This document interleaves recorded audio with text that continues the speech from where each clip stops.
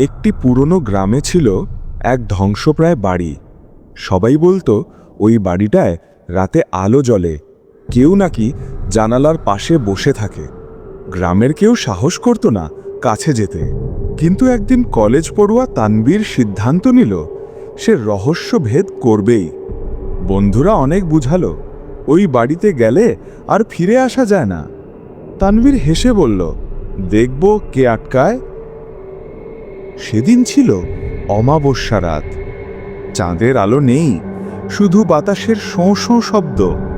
হাতে টর্চ আর মোবাইল নিয়ে তানভীর ঢুকলো বাড়ির ভেতর। ভাঙা সিঁড়ি বেয়ে উঠতেই মনে হলো কেউ পেছনে পা টিপে টিপে হাঁটছে। সে ঘুরে তাকালো, কেউ নেই। হঠাৎ খট শব্দ, জানালাটা নিজে নিজে খুলে গেল। ঠান্ডা বাতাসে টর্চ নিভে গেল। অন্ধকারে তানবীর দেখল একটি মেয়ের ছায়া জানালার পাশে দাঁড়িয়ে। লম্বা চুল, সাদা পোশাক, মুখটা ঢাকা। সে ধীরে ধীরে ঘুরে তাকালো, চোখ দুটো লাল জ্বলজ্বল করছে। তানবীরের গলা শুকিয়ে গেল। তুমি কে? মেয়েটি ফিসফিস করে বলল, তুমি আমার ঘরে কেন এসেছ?